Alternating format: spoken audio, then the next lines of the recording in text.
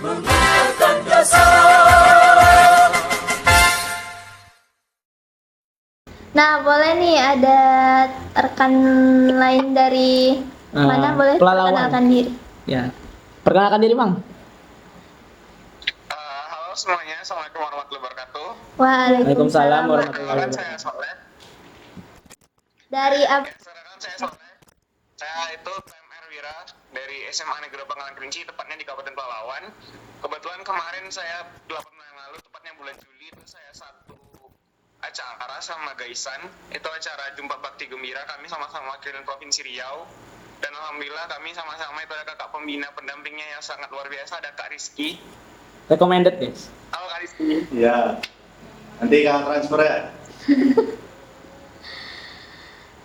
Kak, boleh nih bersapa nih sama sahabat relawan yang ada di rumah.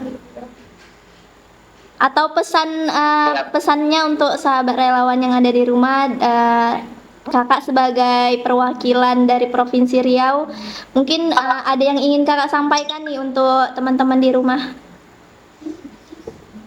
Ya, mungkin pengalaman Abang pasca menjadi Forpis mungkin bisa disampaikan. Iya. Pas di sana juga, pas saat lokasi Jumbara juga.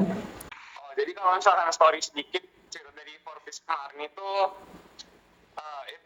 unpredictable moment banget karena diinfokan jadi Forbes itu tuh hari di mana kita tuh lagi training center yang 3 hari itu yang di Pekanbaru, biasa juga ikut kan. Iya, benar. Awalnya tuh kebetulan itu pengen ikutan yang kayak Gaisan yang international youth, cuman nggak taunya ya karena waktu cuma 2 ya kebetulan itu tuh udah diambil sama Gaisan sama terlagi itu yang dari Albert namanya.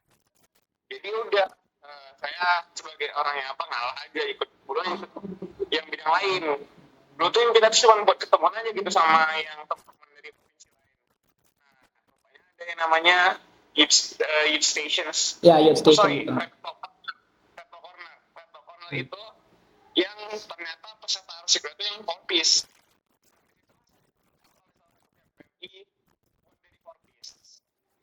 Nah, itu hampir 1 minggu kita baru saya belajar sama pembimbing ada dari kabupaten saya, ada dari provinsi untuk apa saja yang perlu saya pelajari untuk menuju ke Lampung. Nah, STP Lampung itu kan kita pemilihan buat Forpis nasional. Itu tuh ada berbagai macam tahapan seleksi. Nah, yang paling banyak sendiri itu di interview. Kenapa? Karena saya kayak jujur gagalnya di interview. Kalau mau di-spill sedikit, waktu itu pertanyaannya adalah pencapaian terbesar dalam hidup saya. Jadi, bahkan saya di waktu itu membahagiakan kedua orang tua. Namun rupanya oleh pihak jurinya dijawab, apakah pengalaman Jumbara tidak sampai berharga bagi kamu? Jadi ya mungkin situ ada misi jawaban saya yang buat saya tidak jadi Forpis nasional, tapi tetap bangga, alhamdulillah tetap bersyukur karena ya masih diberi kesempatan menjadi Forpis provinsi itu suatu anugerah.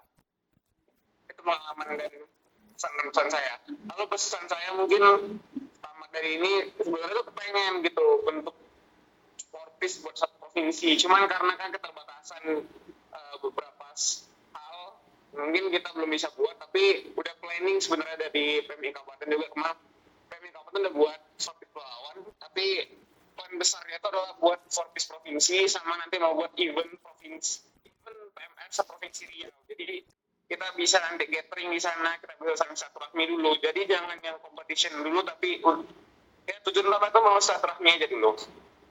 Berarti fokus ke sistem.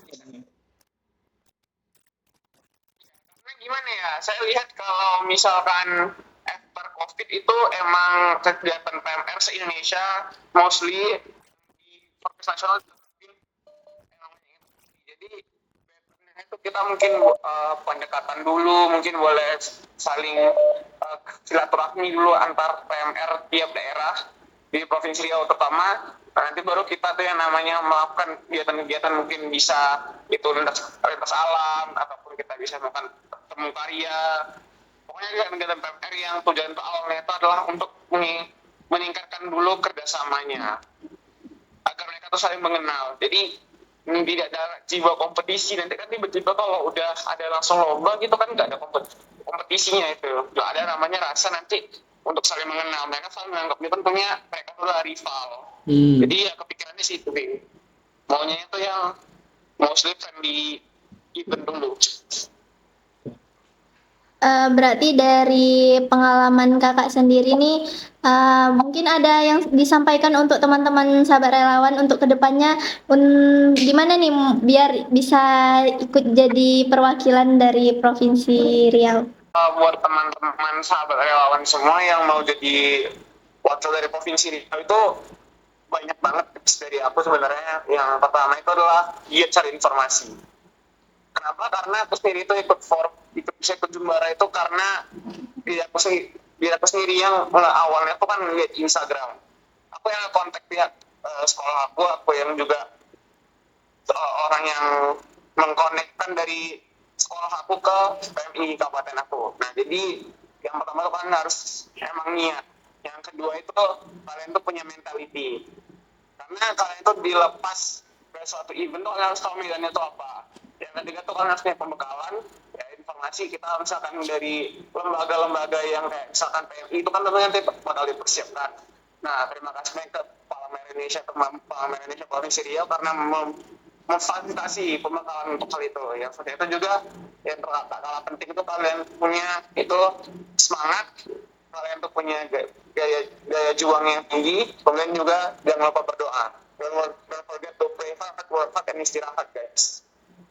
Oke, terima Kalian pasti kasih. bisa kok. Even manapun kalian mau jadi mau buat provinsial, I know you can do it. Mungkin itu saja, Soleh. Terima kasih untuk nasihat-nasihat dan pengalaman serunya. Mungkin selanjutnya kita akan mengobrol panjang lagi di lain hari. Terima kasih. Siamo. Siap. Siamo. Siap mau. Oke, kita lanjut ya. Oke Bang, thank you. Nah, mungkin nih ada nih dari teman-teman sahabat relawan yang berkomentar di sosmed KSR Uin Suska. Ada nih yang banyak nanya, boleh nih kakak spill pertanyaannya dan siap Isan jawab. Boleh Kak, boleh. Siap. Nah, ada banyak juga sih. Kenapa berminat sekali ikut PMR? Apa alasannya? Sebetulnya dulu karena awal mula Ihsan buat ikut PMR itu karena sebetulnya dari awal sekolah itu sebetulnya awal-awal masuk MTS Ihsan nggak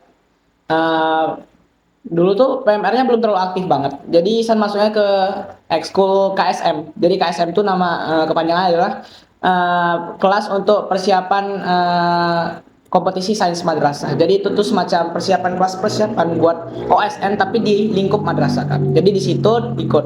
Terus kemudian 1 tahun, nggak sampai 1 tahun, ekskul itu tutup. Kenapa? Karena mungkin kalau nggak salah karena sistem untuk perekrutan anggotanya itu diganti. Jadi akhirnya Ihsan keluar mengundurkan diri. Dan nggak lama setelah itu PMR mulai dibentuk oleh pembina kami sekaligus kepala sekolah kami yaitu Pak Ramli Saputra SPD ya. Nah, beliau juga adalah kepala sekolah kami sekaligus pembina dan pelatih PMR kami di PMR Hasanah. Nah, dari situ Ihsan ikut lomba, ketemu teman-teman ya dari kelas-kelas lain dan dari situ semangat kebersamaan terus jiwa kemanusiaan itu mulai terbentuk di situ kan. Jadi dari situlah Ihsan mulai serius di PMR dan merasa di situ jiwa Ihsan tuh ada di situ. Ada di situ Makanya, ya. Kayak seru banget gitu masuk situ. Nah, itu angkatan pertama. sebetulnya Kak, ya ini salah satunya yang unpredictable itu rupanya PMR kami udah ada sejak tahun 1990 atau 81 Berarti udah gitu. lama lah Udah ya? lama Kak. Tapi memang booming-boomingnya tuh di abad 21 ya, di atas 2000-an gitu. Dan kami sebelum kami juga itu katanya sempat mati dan kami alhamdulillah Dilanjutkan lagi. Berarti pas sempat masa break saya. ya? Iya break. Iya, iya. Dan pelatihnya siapa? Ya waktu itu masih Pak Ramli. Karena waktu itu dia belum jadi kepala sekolah, masih jadi apa kami. Dan ya sekarang udah jadi kepala sekolah dan pembina kami juga. Pelatihnya sekaligus.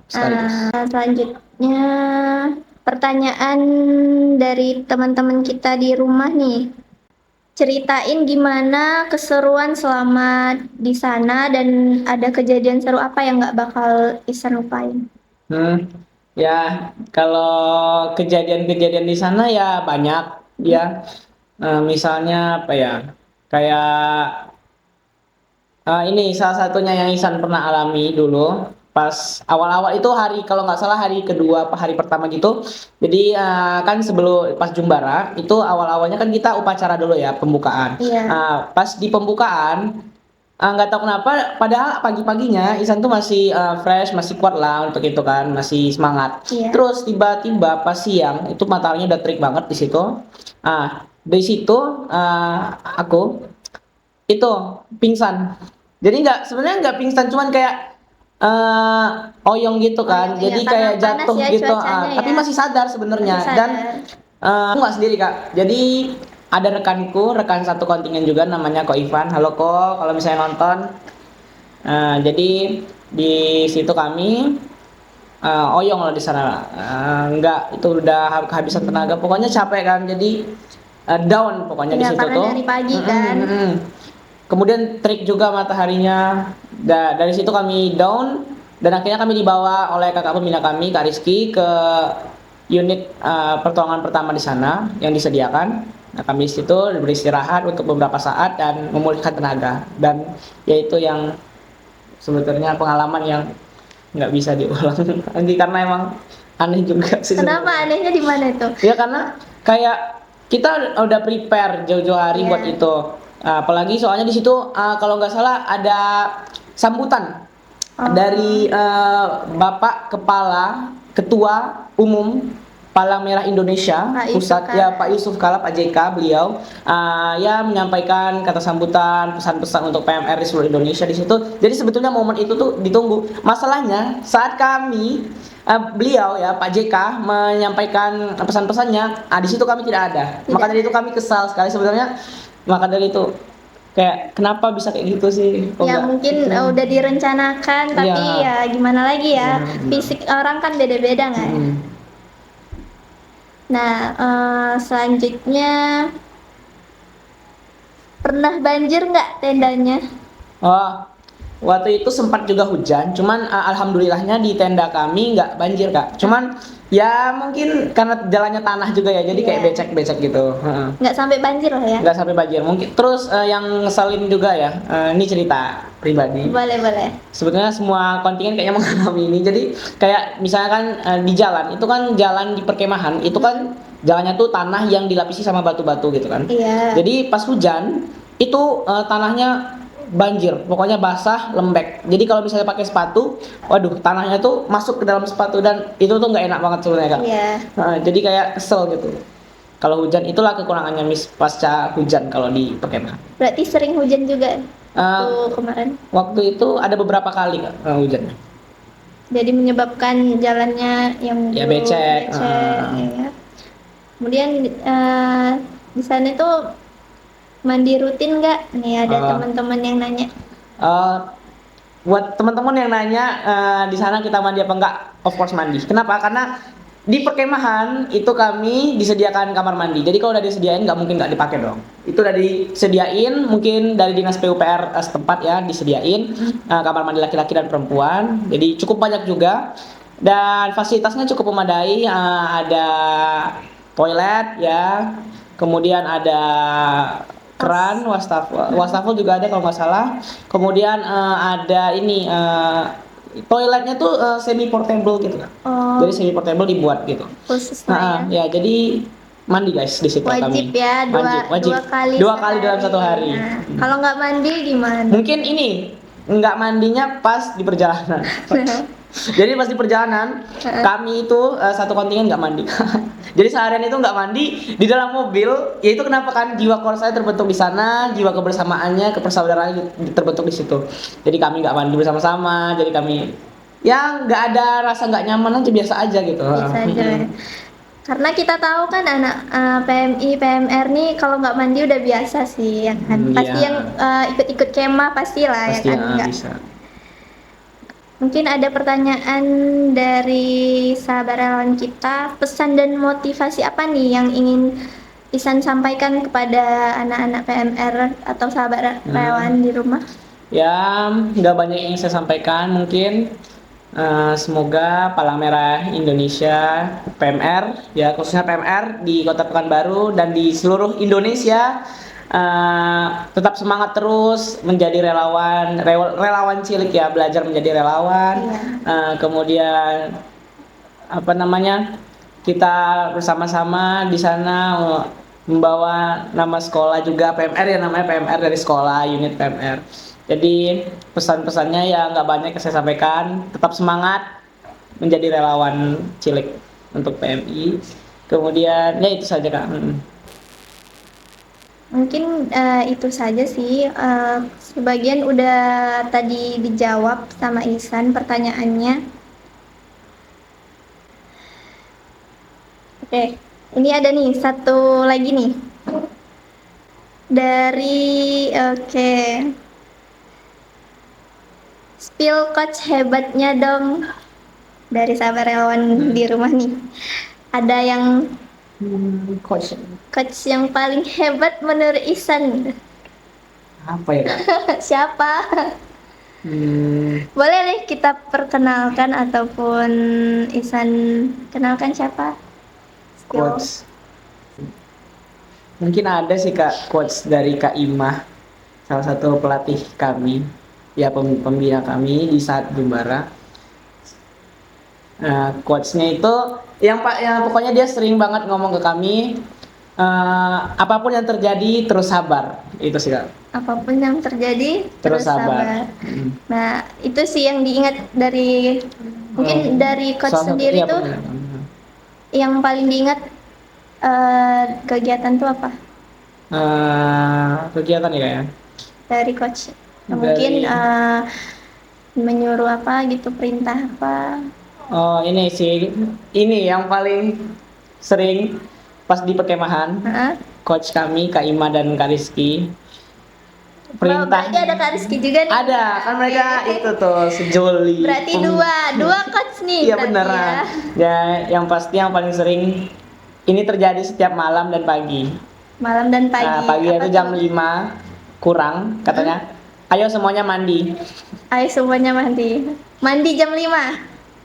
Semuanya. Jadi pokoknya jam 5 maksimal jam 6. Kenapa? Karena di situ kami kan briefing dulu tuh briefing pagi apa yang mau kita lakukan selanjutnya, kegiatan-kegiatannya. Jadi di planning di sana semua orang. Jadi terstruktur lah Kak sana kira-kira. Jadi perintahnya yang pasti seringnya mandi, kalau mandi pagi yang pasti sering kan soalnya tidur kan. Iya. Jadi mandi pagi. Terus kalau udah jam 10 malam itu semua anggota peserta harus matiin handphone dan disita HP-nya. Tidur. Jadi HP-nya itu disita, jam 10 tank itu udah diambil sama HP-nya, besok paginya pas briefing dibalikin lagi. Oh, berarti ada jadwalnya ya? Iya jadwalnya. Karena biar nggak main untuk HP. memanage kita juga sebetulnya bagus sih sebenarnya.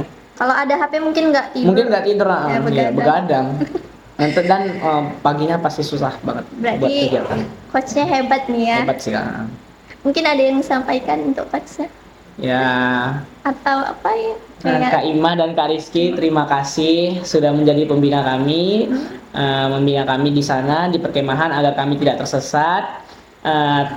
Konteksnya tersesat di sini mungkin di sana kami tidak terstruktur, tidak rapi lah hidupnya mungkin di sana, dan di sana kami menjadi produktif. Berkat kalian. Ya tetap semangat menjalani hidup. Terima kasih.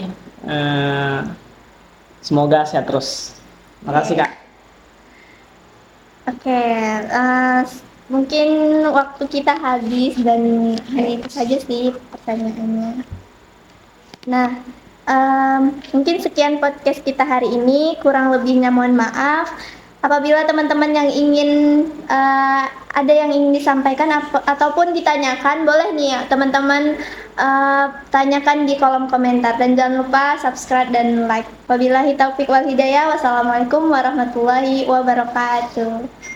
Siamo. Siap, siamo.